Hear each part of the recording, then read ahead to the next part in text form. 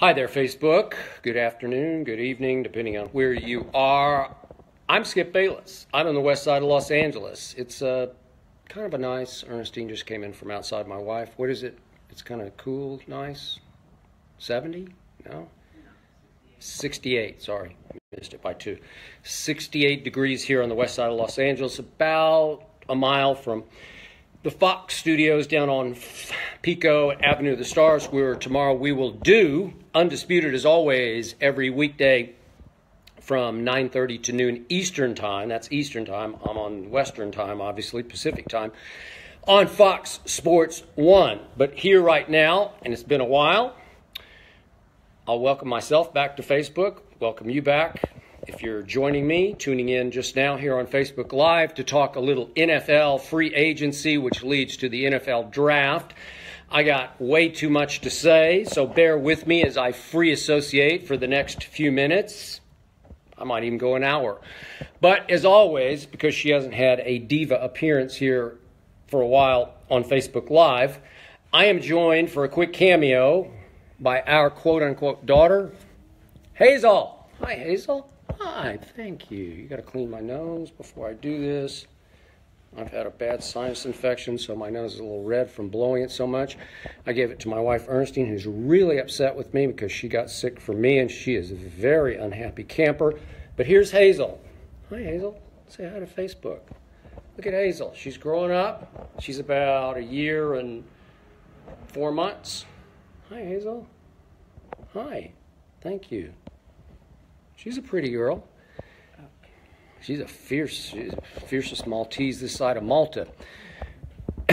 So, she hasn't been watching all that much basketball with me because my Spurs have gone the way of my Cowboys. 2 not meant to be seasons back-to-back for the Cowboys and the Spurs. But speaking of the Dallas Cowboys, I'm going to start there just because there's no place to start there. And talking to some of our security guards this morning as I enter every morning just before 4 a.m. on the Fox studio lot. Everybody's a Cowboy fan. And everybody asks me, what are they doing? I don't know. They're doing nothing. So with all these free agent bombs dropped over the last few days, especially the last couple of days, my Dallas Cowboys, and I did grow up a Cowboy fan, are doing nothing in free agency. Pretty much they did the way they did nothing last year in free agency. Obviously, they kept DeMarcus Lawrence, as I called him in the first 5 games this past season, DeMarcus Lawrence Taylor, because he was wreaking Lawrence Taylor kind of havoc on opponents. They did hold on to him, obviously franchise tagged him. And there are various other bit parts that they kept in place. But I guess the biggest news was that my man Orlando Scandrick wants out. We've had him on Undisputed a couple times. Clearly, he's the odd man out. And clearly, Jerry Jones, the ultimate plunger in the oil fields and in life, has gone along with the new Cowboy way. And the new way is build it through the draft. And they're building around a bunch of kids.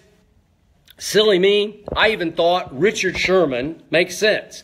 I have had my issues with Richard Sherman, or I should say he's had his with me.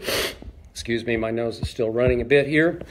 But, heck, I thought Richard Sherman, as he approaches 30 years of age, just might fit into the Cowboy scheme run by Rod Marinelli. It's the classic Tampa 2, as in cover 2, but Rod Marinelli now has sort of a co-coordinator, if you will. Maybe he's an assistant coordinator, but he's got a big title. His name is Chris Richard, and he coached Richard Sherman every step of the way from day one in Seattle as his DB coach, and then graduated to Seattle's coordinator over the last 3 years until the Seahawks plunged to 9-7 last year, and he got fired. And he wound up, boom, quickly in Dallas as sort of the co-defensive coordinator with an aging Rod Marinelli. He's still got a lot of game left.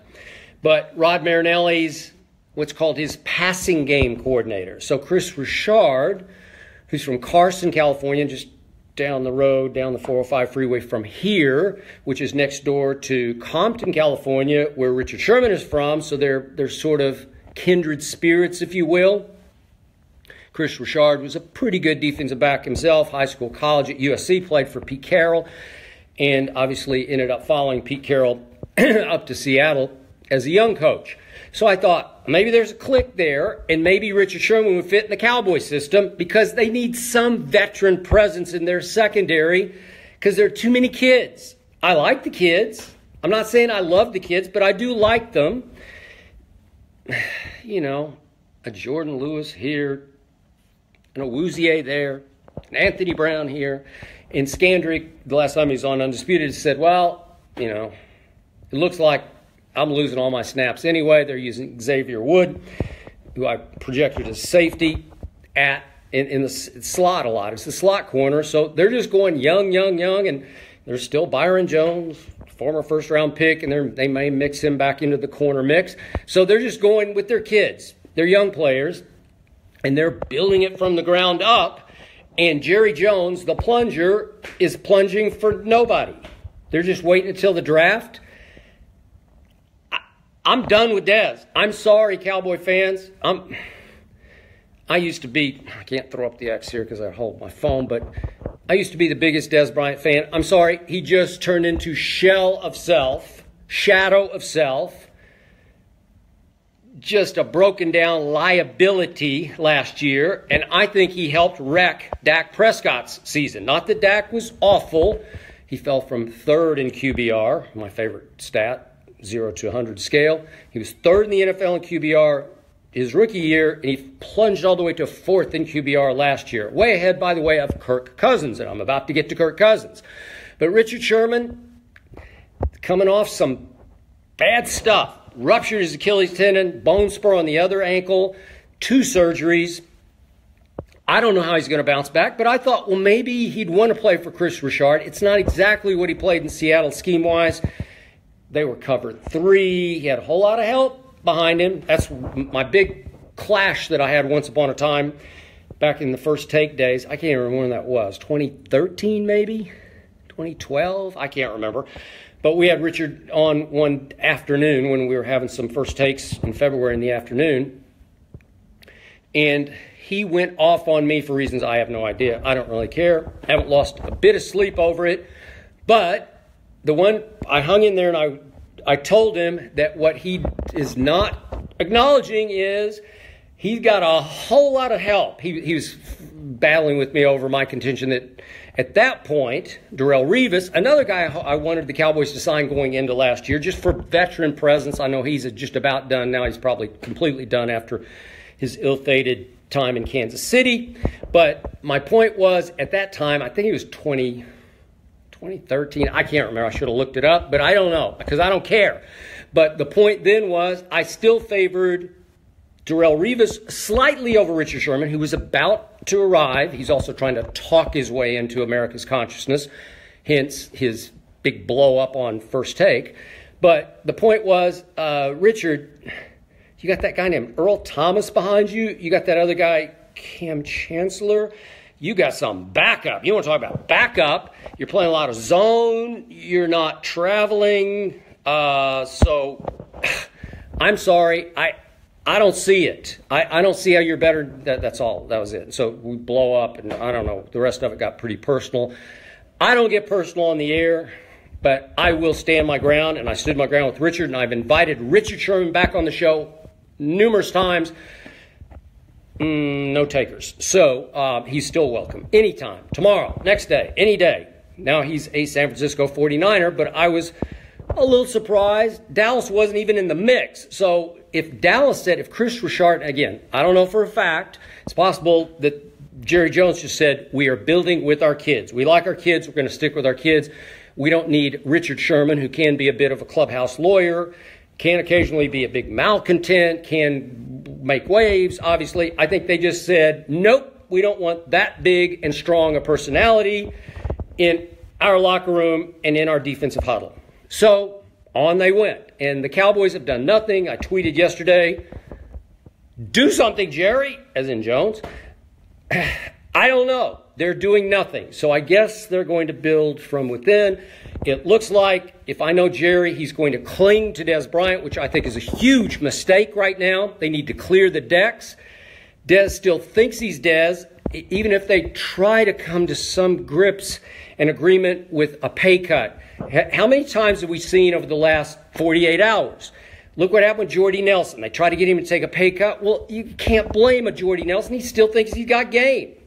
He definitely thinks he's every bit of Dez Bryant as he approaches age 33. And he probably is. He's probably better than Dez. I would take Jordy Nelson right now over Dez Bryant. I really would. There's an idea. But they try to come to grips with a pay cut. Boom, no, he's gone. They just cut him. Tyrann Mathieu. I still like him. He's had some terrible... Jordy's had his share of injuries, too. That's what happens in this league. But I like Tyrann Mathieu. Honey Badger, Arizona, and they try to come to grips. They arm wrestle. Nope. And they just flat out cut him without being able to come to some agreement on a restructured contract. So, Richard Sherman winds up quickly jumping on the deal. He was his own lawyer there, his own agent, to go to the 49ers. It gives him 2 shots at Seattle, obviously. And his former quality control defensive coach in Seattle is now the coordinator in San Francisco. Okay, God bless you. I don't know what the Cowboys are doing. Obviously, we still got Dak and we still got Zeke, and I'm still pretty good with that, and we'll go from there. And we will go from there to the Cowboys' rival Redskins. And I just want to drive this home one last big time.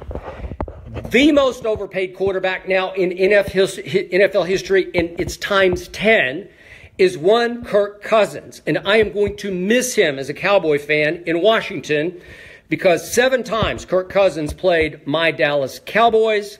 7 times. He won 1 game. He beat Kellen Moore, who is now the Cowboy quarterback coach. He lost all 4 games at home to my Cowboys. He lost to the recently cut Matt Castle, who just got cut by Tennessee as their backup quarterback. He lost to Matt Castle, did Kirk Cousins, in D.C., or in their stadium, not in D.C., but in Maryland, but in the Redskins stadium on a Monday night. He lost to Matt Castle. This is Kirk Cousins. I always look forward to playing Kirk Cousins because when it was time, when the spotlight was brightest, I always trusted he would make the mistake. Witness, go back to Dak's first game at Washington, his rookie year, and Kirk Cousins is driving to put the game away. I forget what it was, say 6-7 minutes left in the game. And as I say, he went to church. He threw it right to Barry Church in the end zone, and Dak Prescott took it 80 yards the other way, and the Cowboys won the football game. And that launched that season that turned into the season. What a season that was. And that was the turnaround game because obviously they had lost to Eli and the Giants 20-19 in the opener at home. But back to Kirk Cousins. So if you told me, I don't know, 3 years ago, even 2 years ago, heck, 1 year ago, that Kirk Cousins would hit the all-time NFL lottery, that he would break the bank, that he would be the NFL pioneer, and I laud him for this. I applaud and laud this. He would be the first ever NFL player to get a maximized, guaranteed contract from start to finish. But it wasn't even the long-term kind that you can finesse against the salary cap. It was straight just 3 years. It's like a classic sort of LeBron-esque contract. It's not year to year, but he just said, no, 3 years, period, and I want to be a free agent again. And he can be again at age 32, can Kirk Cousins. It's the all-time, it's the greatest deal a player has ever made in football history. And it's not even close. Because start to finish, every penny is guaranteed. It's $28 million a year. Just for perspective, think about this. $28 million a year makes Kirk Cousins now guaranteed. That guy up in Foxborough, the reigning NFL MVP, that guy named Brady, makes $15 million. But he takes a big hometown discount for his owner, Robert Kraft, and his coach and rival, Bill Belichick, just so they have much more cap flexibility in which Belichick can make a lot of mistakes and get away with it. But Brady just says, no, I'm good at $15 million. Kirk Cousins makes $28. He almost makes twice as much as the MVP, Tom Brady, with 5 Super Bowl rings, just for perspective. But think about this. The Redskins would never commit to Kirk Cousins. Think about that. You could say the joke's on them. No, it's not. They knew exactly what they had and did not have. They know exactly the body of work that we've seen as a 3-year starter of Kirk Cousins. He's got a nice arm. He can do nice things. Occasionally have a nice game. He had a huge game against the Cowboys. This is 2 years ago in Dak's rookie year on Thanksgiving. Remember that? He threw a party at Jerry World. And what happened?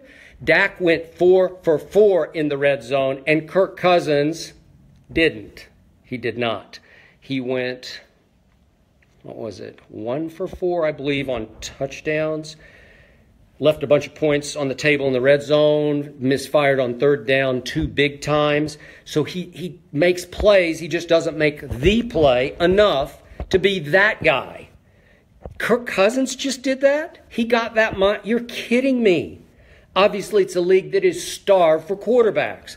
And obviously, I'm very happy that my Cowboys had one fall out of heaven into their laps in the 4th round in Dak Prescott. I hope, again, I see franchise quarterback. I see star in Dak Prescott. I'm convinced. You never know. He's got to work hard. I think he's got to work harder than he has. And Jason Garrett's been hard on him about that he's got to commit a little more. He now has 12 national ads that he's doing. National ads, Dak Prescott. It's a little scary to me, but he went through the usual sort of sophomore slump. Now it's time for the junior year, the 3rd year, to be like a senior year, to grow up and be that guy, and I think he will be. But my point is, Kirk Cousins had 3 years of starting in Washington, and look what happened. His interceptions ticked up each year. One more, plus one in 3 years. His completion percentage went down in 3 years, and his QBR started very high at a 71, I believe, and then it went down to 66, and then it plummeted last year to 51. It was way down in the middle of the pack last year, and he just got a guaranteed 28 a year for 3 straight years from the Minnesota Vikings. It's just desperation, but you saw what happened. The Vikings tried Teddy Bridgewater, then God bless him, he wrecked his knee.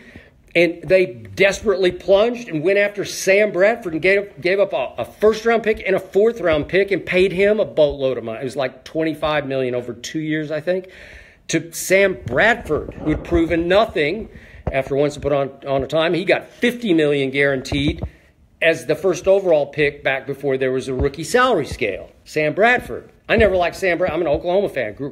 Born and raised in Oklahoma City. Grew up Sooner nut, and I watched every snap Sam Bradford took at the University of Oklahoma, and I never liked him. Shaky in the pocket, kind of willowy, kind of a scarecrow. Dart thrower, if you give him time. Not a huge arm, not a huge personality, not a big inspirational leader. I'll take whatever Baker Mayfield's got inside him if you can sort of bottle it and keep it on the field. It's way more than Sam Bradford ever had as a contagious leader. You know, a guy who will just ignite a huddle in a locker room. That's Baker Mayfield. I'll get to him in just a minute. But Kirk Cousins, or as the GM of the Redskins called him, Kurt. He's still Kurt to me. He's Kirk Cousins.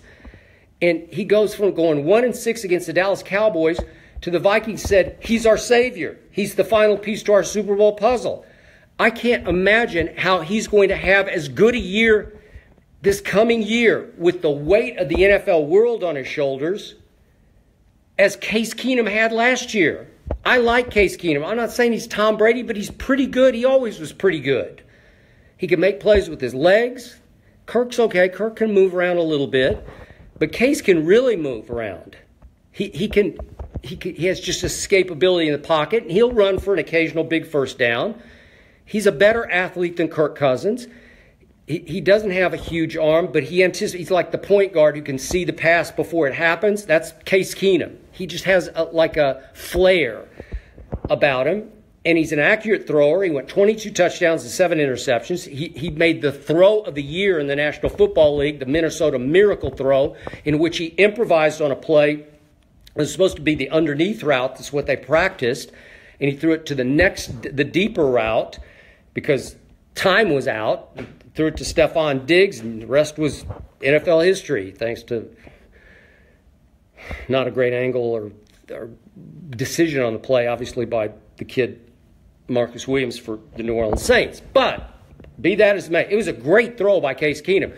And I do not blame John Elway for saying, I'm out of the quarterback picking business. I just can't really pick one after he swung and missed on Paxton Lynch, Brock Osweiler, various other seventh rounders. I still like Chad Kelly. I don't know what's going to happen to him. But John Elway just said, well, give me tried and true. I know it's just tried and true for 1 year, but give him give him Case Keenum as just, if nothing else, maybe like a 2-year bridge to whatever else they can come up with draft-wise or trade-wise or whatever. But Peyton Manning ain't walking through that Denver door anymore. It's Case Keenum. Back to Kirk Cousins. There's a lot of speculation. Oh, he's bound for Denver. No, he's not. That's way too much pressure to follow John Elway and Peyton Manning in that crazy city. Nope. I was impressed. And I was wrong about this because I thought Kirk Cousins would just take the money and run to the Jets. I know they're not very good right now, but they probably could have offered him $30 million a year guaranteed for 3 years, probably call it $100 million total in the contract. They're still the Jets. They're not very good. Okay? But Kirk Cousins showed me something. I've always called him your basic underconfident overachiever. That's what he reminds me of. He's always trying to convince you. He's not sure he's that. You like that? You like that? Remember he's mussing the hair of the GM on the sideline. You like that? You know, it's one of those, he's just not sure. He's got to show you. And it worked as that sort of lovable underdog in Washington. All of a sudden, he's the savior favorite. They're going to be, a lot of people pick Minnesota to win. You watch. A lot of people will pick them to win the Super Bowl because of Kirk Cousins. He will not have as good a season as Case Keenum had last year because that's hard to do. I say Kirk Cousins will start to crumble under the pressure. With weapons around him, they got Dalvin Cook. If he gets healthy coming back, it's a loaded football team. It's got a lot of weapons. Obviously, Thielen, Diggs, Rudolph, Dalvin. Pretty good offensive line. Number 1 ranked defense last year. You'd say all the pieces are in place except for the quarterback, and I still say I'm not sure the quarterback's in place. The best quarterback in that division is still Aaron Rodgers, which brings me to Aaron Rodgers. Thank you very much. In the NFC North, the shock of all free agency to me was that the Green Bay Packers did not figure out how to keep Jordy Nelson. Very surprised. He was the Green Bay Packers, as much as Aaron Rodgers was. When I thought Green Bay, I thought of Aaron Rodgers to Jordy Nelson. We've heard players gush. He was the spirit of that team. He was the work ethic of that team. It was the guts. He was a Packer. He moved to Green Bay, Wisconsin, and lived there in the off season. Something a lot of the Packers don't do, including Aaron Rodgers. So, the question arises, why was there a report then that Aaron Rodgers was out recruiting Jimmy Graham? Remember, even though he's just a receiver, just a wide receiver, Jordy Nelson, he had developed over time into one of the great red zone threats we've ever seen in the history of this league. Obviously, relying on, feeding off his wavelength, rapport, chemistry with Aaron Rodgers in the red zone. He's not 6'7" like Jimmy Graham, but what a red zone target was Jordy Nelson. And so, wait a second. So Aaron's out there recruiting Jimmy Graham? Well, did he think they were going to be able to keep both of them? Because it was pretty clear to me, and Aaron's a really smart guy, that they couldn't fit all that under the cap. Somebody was going to have to go. Was it going to be Randall Cobb, who's 4 years younger than Jordy Nelson? No, they decided not to let him go. Somebody had to go. They tried to renegotiate, I assume. I didn't really I don't know the background on this, but I assume they tried to come to grips with some restructured deal. Maybe it's cutting it in half. And Jordy said, thanks, but no thanks. I want to take my stuff out on the market here and see what I got left. And then everybody is tweeting, posting, all of his teammates. He's still got game. And Aaron Rodgers with 11 hashtags at the end of his, I think it was his Instagram post last night or yesterday. 11 straight hashtags. You know, I'm not the biggest social media maven. I'm no social expert. I think I joined Twitter in, what was it? It's on my site. I don't know, like 2009 maybe. And I thought the original concept of the hashtag, Aaron, I thought the original concept was so it could create a trending topic, something everybody, a theme that everybody wanted to attach themselves to and continue, you know, everybody joins the parade off the hashtag, right? But Aaron uses hashtags like headlines, like random thoughts, hashtag leader, hashtag champion. But I don't get it. 11 hashtags at the end of his post will just say he was a leader, he was a champion, he was the hardest worker, he can still play. Just make it period, period, period. I don't know why you have hashtags. Whatever. Hashtag Aaron Rodgers. So Aaron Rodgers, to me, is speaking out of both sides of his mouth. And he always gets so much sympathy from everyone. He is the LeBron James of the NFL now because he's the greatest thrower of the football we've ever seen. So says my partner on Undisputed. Again, you can see us 9:30 to noon Eastern on Fox Sports 1. Shannon said, no one's ever thrown a football like Aaron Rodgers. Our man Rob Parker on Undisputed, 9:30 to noon Eastern on Fox Sports 1 says, greatest thrower of the football ever.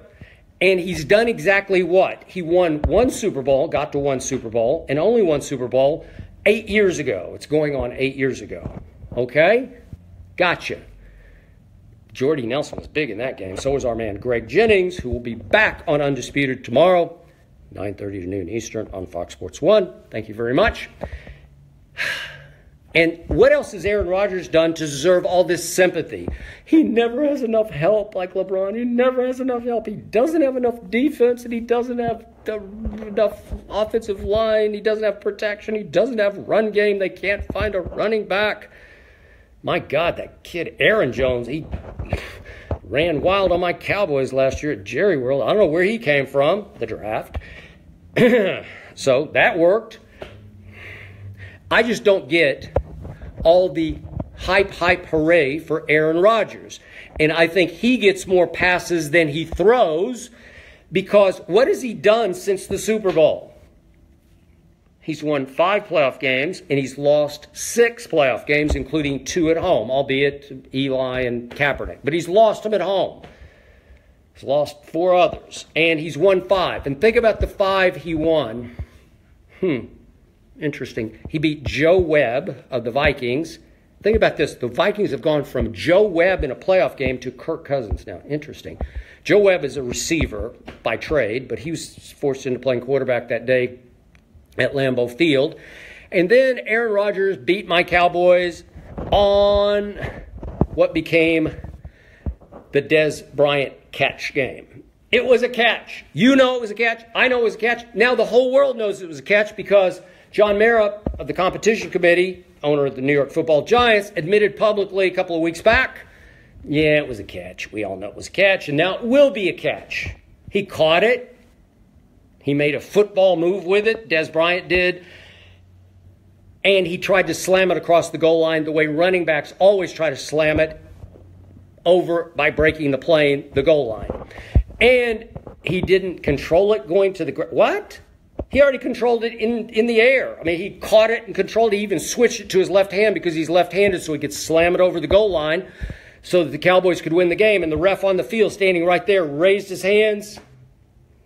As Shannon Sharp says, my partner on Undisputed, smell that deodorant. Well, I could smell it on TV, smell-o-vision, because he ruled touchdown. He's standing right on top of the play. Touchdown. Dez Bryant rises up over Sam Shields of the Packers on a throw from Tony Romo on 4th and, 8. And I just fell out of my chair, touchdown. And then we go to the booth review, then we go back to New York review, and then you know what the rest of the story was. I don't know, maybe they were trying to get even with Jerry Jones for all of his against-the-grain moves. And we saw some of those again last year, didn't we? But I'll leave that alone for now because I'm still raw about the Ezekiel Elliott business. Don't get me started. I'm going to stay on track here. Stay on train of thought. Stay on Aaron Rodgers.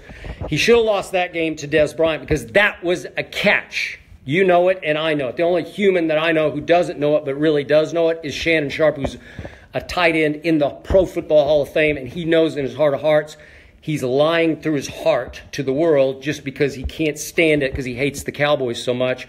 He knows it was a catch. So there's another game that Aaron Rodgers, quote-unquote, stole.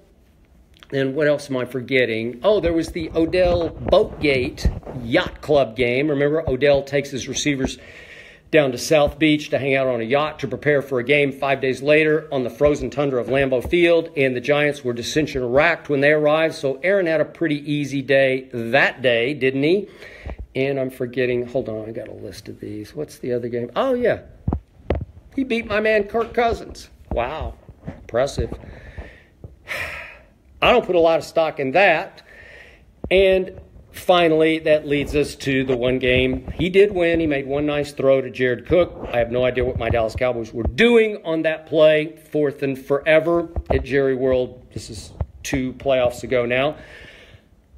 As you recall, I still haven't gotten over that play. I mean, I start to choke up over that play. Aaron Rodgers didn't make the one throw, but what happened in that game, it was the Mason Crossbar game. I don't know what got into Mason Crosby. I don't know what happened. He kicked 2 of the luckiest field goals in playoff history to save Aaron Rodgers' reputation that day. One was 56 yards, and he actually sliced it, if you're a golfer, to the right. It was fading to the right, and it just somehow flittered and skittered just over the edge of the crossbar. I don't know how it went through, but it did. It just kind of climbed over the right side of the crossbar for 3 points. And then the game winner, with no time left, is a flat-out, golfers know, duck hook to the left. And I've never seen a football get duck hooked and then suddenly indoors where there's allegedly no wind. I don't think there's any wind in Jerry World. I could be wrong. Certainly no wind to help the Packers. And all of a sudden, the hand of God, it seems like, reaches down and moves the football back to the right and just inside the left upright for a 51-yard field goal, 56 and 51. So it took those 2 field goals to save Aaron Rodgers' reputation. And this is very LeBron-esque, what I'm saying here. Those are his 5 wins against his 6 losses. But everybody today is so sad for poor Aaron Rodgers because he lost his soulmate, Jordy Nelson. But back to this sport, which has a salary cap. So, if Aaron Rodgers really and truly wanted to maximize his chances to make one more big Super Bowl run, he's starting to age. What is he, 34 now? He's been playing a long time. Again, we're going on 8 years since that Super Bowl.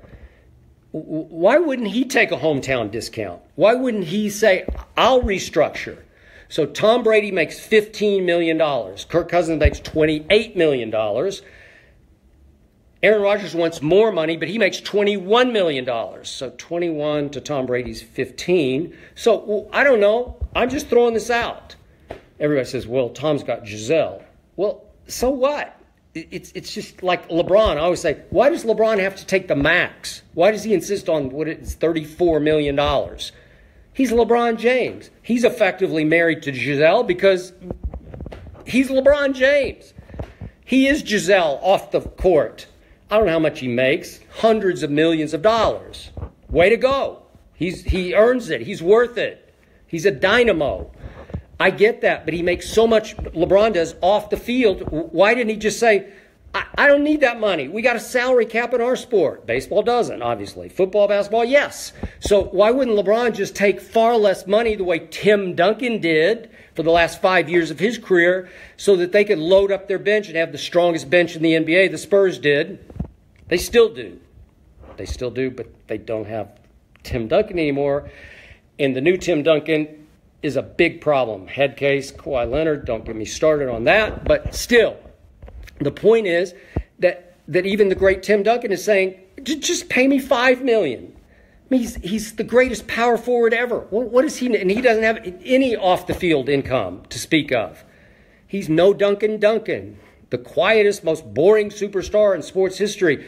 He didn't have any endorsements, a few locals in San Antonio, but so he's just saying, I want rings, maximize my shot at a ring. So why wouldn't Aaron Rodgers just go to management and say, hey, I'll take next year $5 million less if we can keep Jordy and Jimmy Graham. Then we got a shot. Devontae Adams got his money. Okay, keep Cobb. You're good. You got it. You got all your weapons. You got as many weapons as anybody out there. He didn't do it. He just wants more money. Now they all want that Kirk Cousins money. They want the Garoppolo $27.5 million a year kind of money. It's a lot of money for Jimmy G. So I don't get Aaron Rodgers. I'm about to get to Jimmy G, Patriots. But everybody says that poor Aaron. Oh, it's too bad. He's still by far the best quarterback in his division, and I would still pick the Packers next year to win the North just because I don't trust Kirk Cousins. I just don't. In the big games against Green Bay, well, just watch what happens. He'll throw it to Green Bay. I don't care how bad Green Bay's defense is. So, Aaron Rodgers, most people still consider the best quarterback in football, and to me, it's not even close. It's a guy who's going on age 41 in Foxborough, Massachusetts. He may not be there right now, but his name is Tom Brady. So, a year ago, Tom Brady's team won the Super Bowl, thanks in large part to Tom Brady in the fourth quarter in overtime against the Atlanta Falcons. And they went out and proceeded to win the offseason also. I've never seen anything quite like it. And they became prohibitive favorites going into the season, as you know. And that was thanks in part to Bill Belichick, who did a masterful job of running the franchise in the offseason. Okay? But his master plan clearly was, I am going to let Tom Brady play one more year because I have handpicked his successor, and he is about to be ready to take over. And we are going to pat Tom on the head no matter what happens at the end of this year, and we are going to part company and bless him. And if he wants to go somewhere else like Joe Montana went to Kansas City and finished, he can do that. That was clearly Belichick's master plan. And Bob Kraft, the owner, said, sorry, I'm the boss. And I'm sticking with that quarterback who put me and us and you, Bill, on the map. The one with 5 Super Bowl rings that easily could be 6. That's counting the first Eli Super Bowl. I'll give you, Tom made one not great throw in the second Eli Super Bowl. Wes Welker should have caught the ball. I got it, but it was a little high and outside, so I'll give you that one. So I'll give you one Super Bowl loss. But, man, there's no way he should have lost this one against Philadelphia. I'll get to that in 1 second. But Bill Belichick got squelched. He got hammered right on top of the head by his boss. He still has a boss named Robert Kraft. And I got to think it really hurt his pride. And he was just told, he was mandated, he was ordered, you'll move Jimmy Garoppolo. He's gone. We are sticking with Tom Brady, who says he wants to play into his middle 40s, 3-4 more years?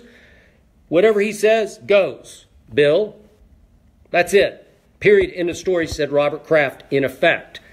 So, Bill Belichick, I thought it felt a little sabotagey what he did, because he then just basically gives away Jimmy Garoppolo to a young coach in Kyle Shanahan he really likes. He's kind of mentored him. Loves John Lynch, the new GM in San Francisco. And he basically just called him and said, I'll give you Jimmy G for a 2. For a 2. And then you gave Jimmy G $27.5 million a year. So you say, boy, franchise quarterback, and we got him for a second-round pick? Wow. He gave him away. He gave away Jacoby Brissett, who's just a backup effectively. He did okay for Indy last year. He's probably not a starting quarterback, but a very proven backup, and he just gave him away to Indy because it's sabotagey to me. And there have been several moves leading up to the Super Bowl that have made me question whether Robert Kraft should now trust a Bill Belichick whom he overruled. And that led to the Super Bowl in which Bill Belichick either rebelled or got a little sabotagey or he was just trying to repolish his genius for everybody on the Super Bowl stage by saying, watch what I'm going to do. I stole that kid Eric Rowe, the cornerback. I stole him from Philly. I'm going to play him against Philly. I'm going to beat Philly with the guy I stole from him so that everybody after the game will say, that Belichick, what a genius he is. He went with Eric Rowe over Malcolm Butler, who played 98% of the snaps. Malcolm Butler played 0 snaps in the Super Bowl. It was the most insane personnel decision I've ever seen going into any big game I've ever covered in my, whatever it's been, going on 50 years in this business. I've never seen anything like that. Malcolm Butler, who just got $30 million guaranteed from the Tennessee Titans, 30 guaranteed, didn't play 1 snap in the Super Bowl, and nobody inside the team seems to have any reason for that. Any punishment, disciplinary reason, or all these wild rumors flying about he did this, he went here, he did that. He says none of it is true. Obviously, the Tennessee Titans don't buy one bit of it. And everybody rushed to his defense on social media. The whole locker room, starting with the quarterback, Tom Brady, rushed to his defense. We love you, Malcolm. We believe in you, Malcolm. I'm just paraphrasing. Brady liked various tweets.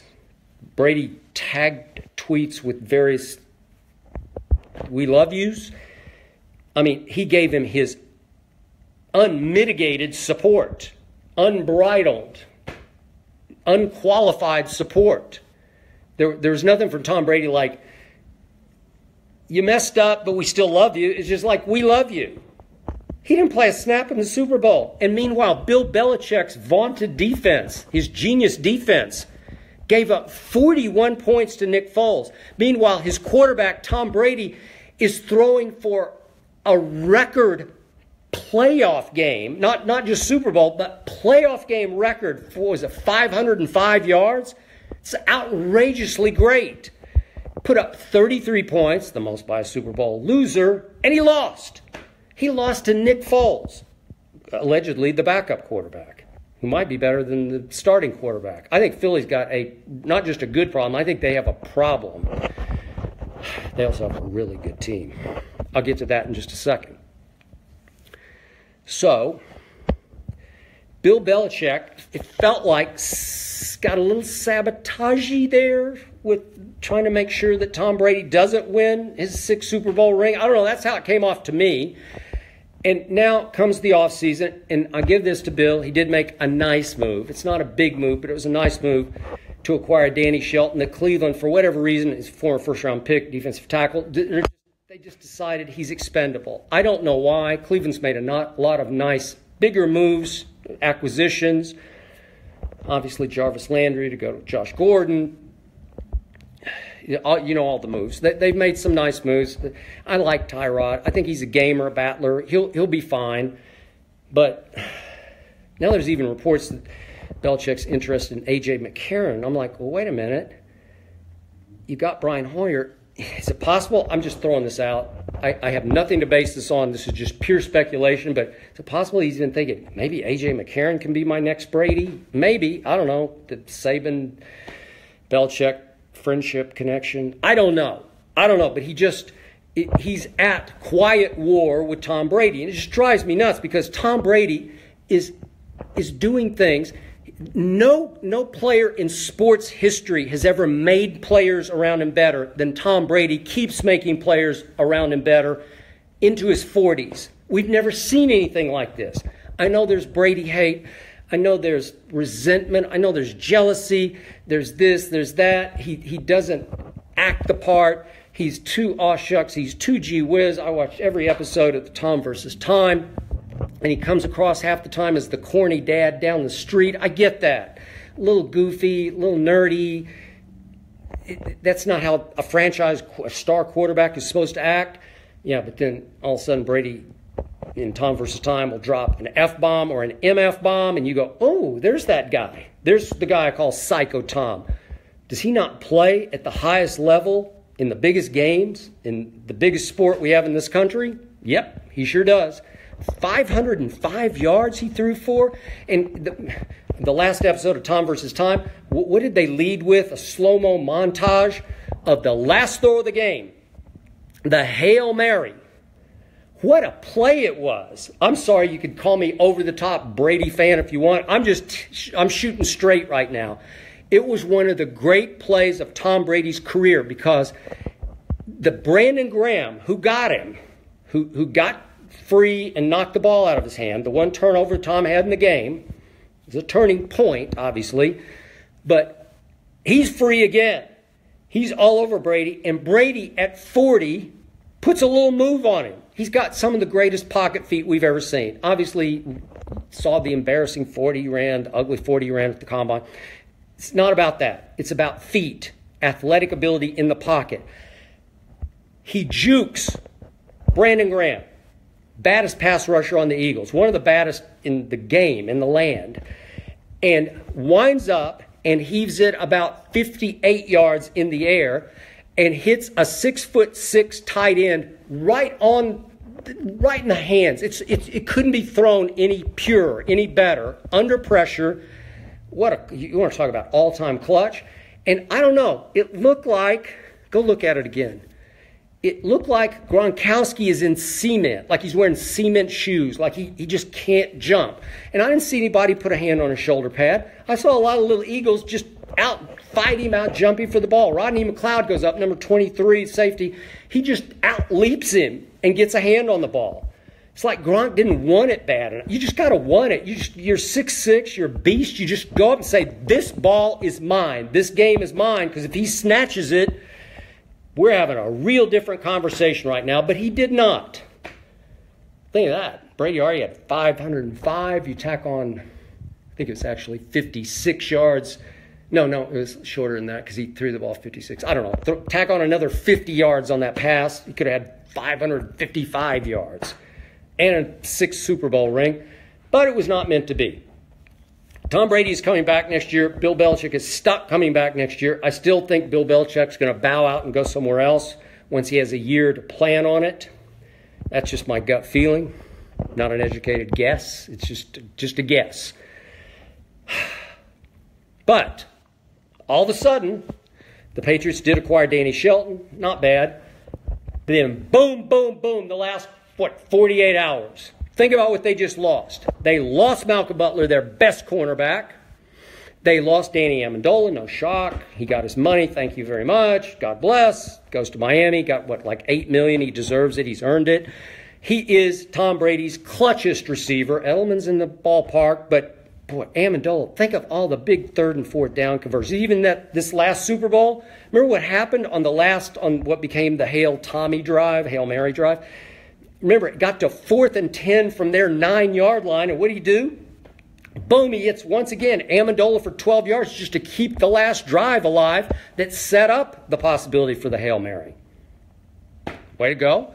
Danny Amendola, 3rd and 18 against Jacksonville. Whoosh, boom. How does he get open? I don't know. How does the little man find the little seam in the zone, the little empty spot, the little shell? I don't know how he does it.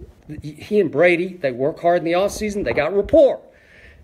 Gone. Will Edelman be 100% coming back? They hope so, but I don't know. Leading rusher by far, Dion Lewis last year. By far. Is like 896 down to 300 for Gillislee, who was a big swing and miss by Bill Belichick in last year's free agency. Big swing and miss. Ended up inactive for much of the last, sort of 2/3 of the year. Okay? Gone. And then today we hear Nate Solder, former first-round pick, 17th overall, gone. Giants. No more Eric Flowers at left tackle. Eli's got a chance. Maybe he lives. Maybe Eli lives. He has a left tackle. I'm not saying Nate Solder is Ty Smith when he's healthy, but he's pretty good. He's pretty good. The Giants gave him like 60-some total $1 million over 4 years. It's a lot of money. Big risk, but probably a good risk. Brady's left tackle. His blindside protector is gone. So let's see. You lost your best corner, your clutchest receiver, your leading rusher, and your left tackle. And all of a sudden, the biggest losers in free agency are the New England Patriots. And all of a sudden, I hate to say this, but The biggest winners are the Philadelphia Eagles. I hate the Eagles. I'm a Cowboy fan. I hated them from when I was a little kid. Just a quick story, then I'll let you go. I was a little kid. I was like, I don't know what it was, 6 or 7. I don't know. And believe it or not, the Eagles came. I was growing up in Oklahoma City, and somebody gave my parents tickets to go to the OU Stadium in Norman, Oklahoma, which is down the road from Oklahoma City, not too far.